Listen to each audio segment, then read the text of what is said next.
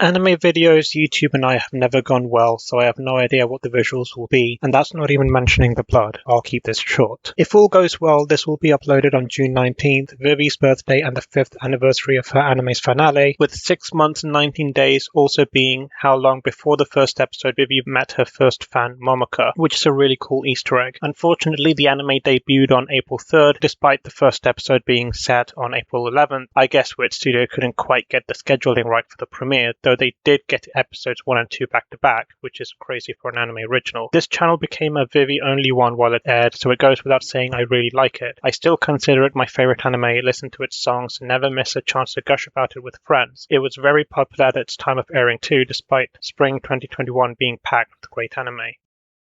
Vivy Fluorite Ice Song is an anime by Wit Studio, who made Attack on Titan and Spy Family, among others. It was written by Tappei Nagatsuki and Eiji Umehara, authors of ReZero and Chaos Head respectively. Fittingly, they wrote the anime as a series of light novels and adapted those to screen. The novels were later refined and released as Vivy Prototype alongside the anime. The novels differ enough from the anime to earn the distinct subtitle. The anime also got a manga adaptation and drama CDs bundled with the physical releases, containing both anecdotes from the various characters' lives and new songs which have also been stuck in my head. The premise is simple. Vivy is the first autonomous android in Japan and is deployed as a singer in Nearland. She only has a small stage and a simple AI assistant called Navi for help, but aims to one day perform on the main stage. She only has one fan, the child Momoka, and little else since she's still too robotic to keep anyone's interest. One day she collapses in the middle of a performance and starts hearing a voice in her head despite no signs of viruses. Then the voice possesses a toy bear Momoka gave her. This is Matsumoto, an AI sent 100 years from the future, where androids have taken over and massacred humans. His creator deduced the growth of AI freedoms leading to the takeover hinged on certain points in history and sent him back to prevent them with Vivy's help. Shu refuses and Matsumoto doesn't understand why he needs such an outdated model, but since she's kinder than she realizes, she agrees to help. That's a mix of classic AI tropes in movies like Terminator, but Vivy puts an interesting spin on them. For example, our protagonist is an AI who already exists in the current era. Not only that, there are no human protagonists. There are humans, of course, but the focus is always on the AI characters. There are no Sarah or John Connors here. Next is how they save the world. There's a lot of combat involved, but their job is to prevent AI from getting rights. Matsumoto and Vivy are consciously making life worse for their species to protect humanity. Their actions have immediate and far-reaching consequences, somehow both more nebulous and concrete than save this kid and one day he'll be important. The breakthrough for developing AI in this universe was to give them a single mission to build their identities around. Matsumoto's is to save humanity's future, so he has no qualms about dooming his kind. Vivy's is to make people happy with her singing, which is more interesting. She claims to not care about anything else, but this is clearly false. She reinterprets her mission in ways to help people. Her footsteps get heavier as Matsumoto insults her in episode 1, eventually yelling at him. If you've seen Violet Evergarden, she has a similar arc of recognizing and expressing her own feelings. Both shows have the same air of melancholy too, so if you like one, you'll like the other. If anything, Vivy gets even more depressing at times, which makes sense given the writers. I could gush about the story in depth, but I'll just say another boon of the writing is how each arc explores a different aspect of life among androids. How do humans treat them in different contexts? How do the AIs feel about their growing roles? And of course, how does Vivy's view on the world and herself change through her experiences? Then there are her dynamic with Matsumoto and the AI's own culture, and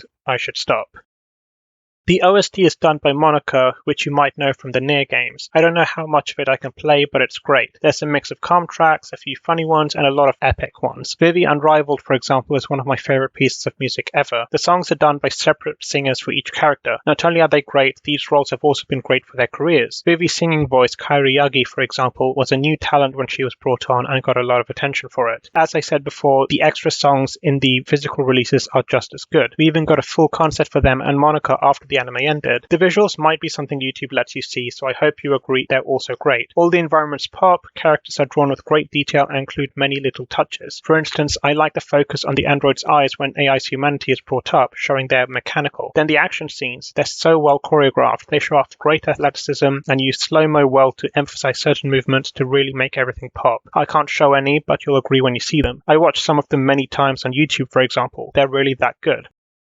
Keeping this short to not take up your time, Vivy is great, and I think its high ratings despite being anime original prove that. There's so much crammed into its 13-episode runtime, and it had me pining for the next installment every Saturday while rewatching previous episodes. The cast is great in both dubs, and the English cast clearly like their work. The music and songs are great, the story and visuals are great. It's all really good stuff. It's been 5 years and it's still stuck in my head. Newcomers keep being blown away by it, and I think you will too. Check it out where you can. Happy birthday, Vivy. Thanks for watching. Please like if you did, comment your thoughts, and consider subscribing for more. We also have a Patreon and YouTube memberships if you want to support me further. Take care and have a great day.